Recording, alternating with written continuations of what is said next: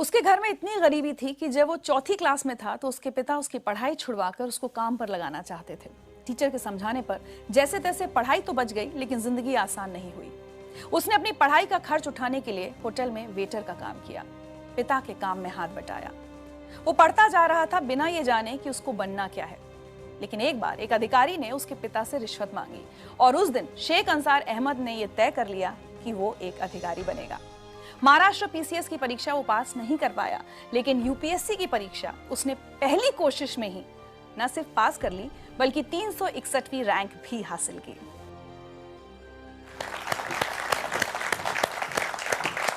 बहुत बहुत बहुत स्वागत है आपका जिंदगी लाइव में। मुझे बहुत अच्छा लग रहा है इतने यंग ऑफिसर को अपने सामने देखकर। चाहूंगी कि आप सबको बताएं कि किस उम्र में आपने यूपीएससी की परीक्षा क्लियर की है। मैं 21 साल का था तब मेरा रिजल्ट आया था। 21 साल की उम्र में मैंने एग्जाम क्लियर की थी। And you been one of the youngest? जी। वाह।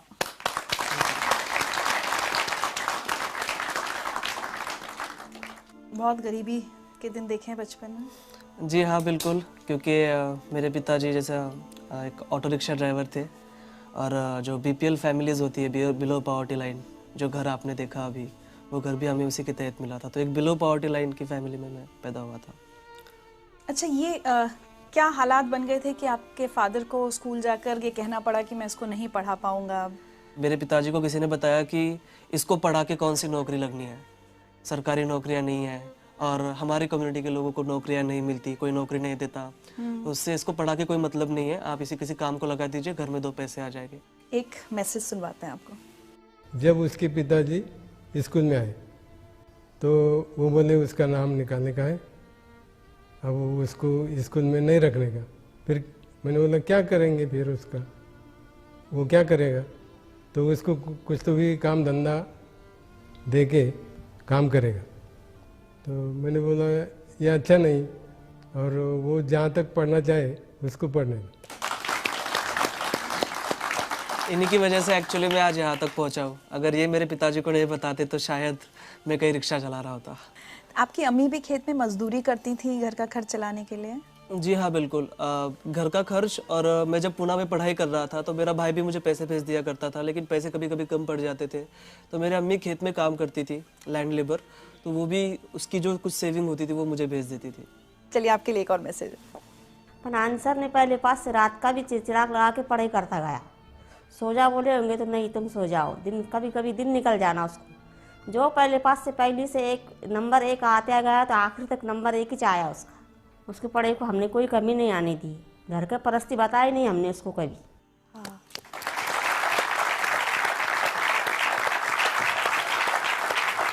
और उस दौरान भी परिवार की स्थिति तो बदली नहीं थी, दिक्कतें थी। उस समय भी आपको बहुत काम वाम करना पड़ा अपनी किताबों का खर्च उठाने के लिए। 10th में मेरी छुट्टियां चल रही थी और मुझे कंप्यूटर सीखना था। तो MSc IT का कोर्स आता है, वो कोर्स मुझे करना था। उसकी फ़ीस थी लगभग 2,800 समथिंग, उस वक्त उसकी फ़ीस थी। पे करने के लिए पैसे नहीं थे, तो मैंने मेरे अब्बू को बताया कि भाई ये रेस्टोरेंट है, यहाँ पर मुझे काम करना है, मुझे वो लगभग 3,000 रुपये तक कुछ पगार दे रहे हैं। अब्बू ने कहा ठीक है, तुमको करना है तो करो।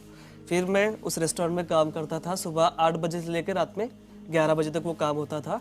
बीच में 2 घंटे छुट्टी मिलती थी, उसमें मुझे मेरा लंच करना होता था और 1 घंटा मुझे वो जो कोर्स है उसकी तैयारी के लिए जाना होता था। हमारे गांव में ही वो होता था और काफ़ी डिफ़िकल्ट था मेरे लिए, क्योंकि मुझे वो बड़ा पॉट लेकर पानी लेकर आना पड़ता था कुएं से निकाल कर।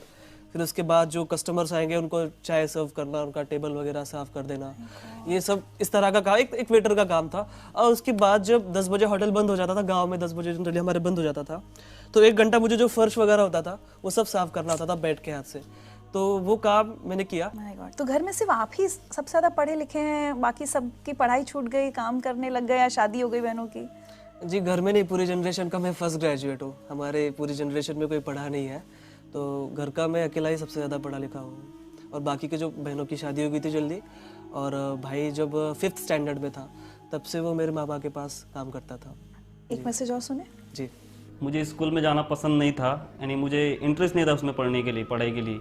और मैं एक बार 6वीं में ही फेल हो गया था। तो जब से मैंने स्कूल छोड़ी और मैंने दिल में ठान लिया कि मैं तो इतना होशियार नहीं हूँ, लेकिन मेरा भाई मुझसे भी ज़्यादा होशियार है, इसलिए मैंने स्कूल छोड़ के अपने मामा की तरफ काम के लिए गया। लेकिन इतना मुझे गर्व है कि मेरा भाई मेरे वजह से कुछ ना कुछ आज बन गया। मेरे सक्सेस का बहुत बड़ा क्रेडिट जो है मेरे माता पिता के बाद मेरे भाई को जाता है, क्योंकि देखिए अक्सर ये होता है कि बड़ा भाई छोटे भाई की पढ़ाई के लिए पैसे खर्च करता है, लेकिन यहाँ उल्टा था। छोटा भाई रात दिन मेहनत करके बड़े भाई को पैसे दे रहा था। ये आपसे छोटे हैं? जी। और मैंने 10वीं की छुट्टियों में काम किया, 12वीं की छुट्टियों में काम किया, कॉलेज के फर्स्ट ईयर की छुट्टियों में काम किया, लेकिन लास्ट के 2 साल जो बहुत अहम थे मेरे प्रिपरेशन के, उस वक्त मैंने कहीं कोई जॉब नहीं की। मुझे जो सारे पैसे थे मेरे भाई पूरी डेट के ऊपर मुझे ट्रांसफ़र कर देता था बैंक में, तो बहुत बड़ी बात थी मेरे लिए। अच्छा एक बात बताइए, कभी आपने अपने अब्बू से शिकायत की कि अब्बू अगर 4th में तब वो नहीं आप मेरे टीचर की बात मानते, अगर मेरी पढ़ाई छूट जाती तो आज मैं IAS ऑफिसर नहीं होता? मैंने कभी मेरे अब्बू से कोई शिकायत नहीं की है। कोई गरीब नहीं चाहता कि उसका बेटा कभी ना पढ़े, कहीं मोल मजदूरी करे चाइल्ड लेबर के तौर पर, कोई बाप नहीं चाहता, लेकिन वो मजबूरियाँ थी उनकी। सो मैं बहुत रिस्पेक्ट करता हूँ मेरे पेरेंट्स की। आज तो वो बहुत फख्र महसूस करते होंगे आपके ऊपर। जी जी जी। एक मैसेज और आया आपके लिए। 12वीं में उसको 100 पाव के 100 मार्क मिले, आर्ट्स में वो भी, तो मास्टर लोग मुझे वहाँ बुलाए, बाहर वाले कॉलेज में मेरा सत्कार रखे, मेरा स्वागत करे, मेरे को बुलाए। फिर मेरे और छाती ऐसी धड़कने को लगी कि मैंने बोला आप कुछ तो भी मेरा बच्चा बनने के काम का हो गया, कुछ तो भी है मेरे में ताकत। वो हिसाब से फिर मैं करते गया। फिर बाद में बोला अपने को जो घर भी बेचना पड़ा और दुकान भी बेचना पड़ी और गाड़ी भी बेचना पड़ी तो भी बेच डालेंगे, अपन अपने बच्चों को पढ़ाएंगे। उन्होंने मुझे पूछे कि आपका बच्चा क्या बना, तो मैं बोला सर मुझे वो भी नहीं मालूम, मेरे को इतना मालूम है कि मेरा बच्चा कोई ऑफिसर बनने वाला है। ये बताइए, अब ये सब हालात हो गए, उसके बाद ग्रेजुएशन, और दिमाग में ये कब आया कि मुझे UPSC, मतलब गांव में जैसे आप पले बड़े, आपको पता भी नहीं होगा कि UPSC की परीक्षा भी कुछ होती है, तो ये सफ़र तक कैसे पहुँचे? हमको एक घरकुल योजना मिली थी BPL फैमिली के तहत, तो मेरे पिताजी तहसील ऑफिस में उसका चेक लाने के लिए गए थे। वहाँ के ऑफिसर ने कहा कि देखो अगर आप मुझे 10% देते हो, 30,000 हमको तब मिल रहे थे, 10% अगर आप देते हो इसका 3,000 रुपये, तो मैं आपको अभी चेक आपका सैंक्शन करा दूंगा फास्ट इमीडिएटली। ऐसे हालात में 3,000 रुपये की रिश्वत उन्होंने उस ऑफिसर को दे दी। तब उस वक्त मुझे रियलाइज़ हुआ कि करप्शन के सबसे बड़े शिकार हम जैसे गरीब लोग होते हैं। फिर 10th की छुट्टियों में हमारे एक क्लास टीचर थे मापारी सर, वो ब्लॉक एजुकेशन ऑफिसर बने, महाराष्ट्र पब्लिक सर्विस कमीशन के MPSC के जो स्टेट का एग्जाम होता है वो क्लियर करके ऑफिसर बन गए। उनका मैंने पेपर में नाम पढ़ा, फिर उनको मैं जाकर मिला, मैंने कहा सर आप ऑफिसर बन गए और मुझे भी ऑफिसर बनना है, कैसे बनते मुझे प्लीज़ बताइए। फिर उन्होंने मुझे MPSC के बारे में बताया। फिर मैं जब कॉलेज में गया 10वीं पास करके, वहाँ पर हमारे एक टीचर थे जो वो भी तैयारी कर रहे थे UPSC की, उन्होंने उनसे MPSC के बारे में पूछा और फ्लो में उन्होंने मुझे UPSC के बारे में बता दिया कि ये भी बड़ा, उससे बड़ा एग्जाम होता है, इसमें से IAS बन सकते हो, कलेक्टर बन सकते हो। सपने देखने के लिए कौन से पैसे देने, और मेरे पास हारने के लिए कुछ था ही नहीं, तो मैंने कहा चलो बड़ा गैम्बल खेलते हैं, मैं अब UPSC की तैयारी करूँगा। अंसर, कभी जब तैयारी कर रहे थे UPSC की, उस दौरान भी तो ये फेज आया होगा कभी कि ये प्रेशर बने कि अब छोड़ो, इसमें तो पता नहीं होगा या नहीं होगा, कोई छोटी मोटी नौकरी कर लेते हैं, कम से कम अब्बू अम्मी का हाथ बटाएं, ये प्रेशर था आपके ऊपर? जी बिल्कुल था। बहुत बार ऐसा लगता था कि कंपटीशन देखिए 5-5.5 लाख बच्चे एग्जाम देते हैं, तैयारी करने वाले तो उससे भी ज़्यादा है, लेकिन बाद में खुद से ही मैं पूछता था कि ठीक है मैं ये नहीं करूँगा तो क्या करूँगा, छोटी मोटी कहीं नौकरी कर लूँगा, उसमें मैं सेटिस्फाइड नहीं रह पाऊँगा, मुझे बड़ा करना है कुछ तो। और मैं पढ़ाई भी नहीं छोड़ सकता था, क्योंकि देखिए मेरे सामने 2 ही ऑप्शन थे, डू और डाई, इसमें मुझे करना ही था। और वही रीज़न है कि मैं इतनी फर्स्ट अटेम्प्ट में 21वीं साल की उम्र में ये क्लियर किया, क्योंकि मेरे पास दूसरा कोई ऑप्शन नहीं था। एक मैसेज और है आपके लिए। जब UPSC मेंस का रिजल्ट लगा उस दिन मैंने तुझे कॉल किया था और मैंने तुझे सबसे पहले बताया कि तू पास हो गया है। उस शाम हम मिले भी थे, तू बहुत खुश और इमोशनल था, मैं भी वो खुशी जाहिर कर रहा था, पर उस इतने बड़े दिन भी तेरे पास खाने के लिए पैसे नहीं थे।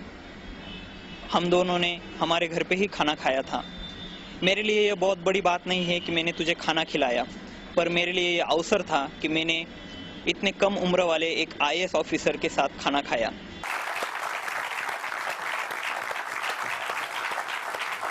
19 फरवरी के दिन मैं लाइब्रेरी में बैठा पढ़ाई कर रहा था और मुझे इसका फ़ोन आया। मैंने कहा अंसार UPSC का रिजल्ट आ गया। मैंने कहा माय गॉड, मेरे वहाँ पर हार्ट बीट बढ़ गए। मैं समझ में नहीं आ रहा था मैं क्या करूँ। उसने कहा तेरा रोल नंबर बता।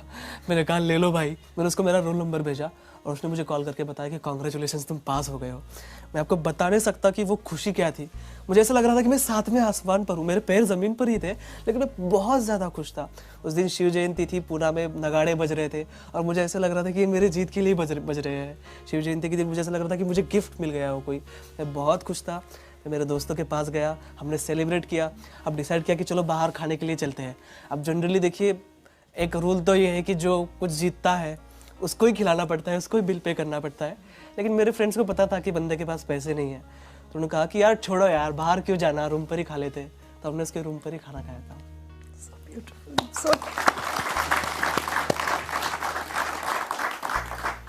मेरे पास सच्ची आज शब्द नहीं, आपकी बातें सुनकर कि इतनी खुशी हो रही है कि एक बच्चा कहाँ से कहाँ पहुँचा है और अब जल्द ही आपकी नौकरी की शुरुआत होने वाली है। आपको लगता है अंसार, आप जहाँ से आए हैं, आपका जो बैकग्राउंड है, क्या वो आपको एक अलग ऑफिसर बनाएंगी? मैं ये सोचता हूँ कि मेरे लाइफ में मैंने जो फेस किया है वो किसी और को फेस ना करना पड़े। तो जाहिर सी बात है कि मैं एक अच्छा ऑफिसर बन पाऊंगा। मेरे साथ वो मोटिवेशन रहेगा। जब भी मैं किसी बच्चे को कोई काम करते हुए देखूंगा तो मुझे वो फील आएगा कि कुछ साल पहले मैं भी ऐसा काम कर रहा था और मुझे बहुत बुरा लगता था जब मैं किसी को चाय सर्व करता था या किसी का टेबल साफ़ करता था। तो वो फीलिंग आएंगी और मैं उसके लिए काम करूँगा। तो मुझे लगता है कि मैं एक अच्छा ऑफिसर बन पाऊँगा just because of my background. आज अगर पीछे मुड़ के देखते हैं और अपनी ज़िंदगी की कोई एक चीज़ बदलना चाहें तो क्या होगा? मेरी ज़िंदगी की, मैं चाहूँगा कि मेरा बचपन फिर से आ जाए और मेरे पिताजी उसमें IAS हो। सो जैस मुझे तो जब मुझे कोई यूनिफॉर्म ना मिला हो या कोई किताब ना मिली हो तो वो मुझे मिल जाए। कोई एक मैसेज जो आप सब लोगों को, और सिर्फ जो यहाँ बैठे हैं वो नहीं, जो बहुत सारे लोग टेलीविजन पर आपको देख रहे हैं और उसमें से बहुत सारे IAS की तैयारी कर रहे होंगे, उनको क्या मैसेज देना चाहेंगे?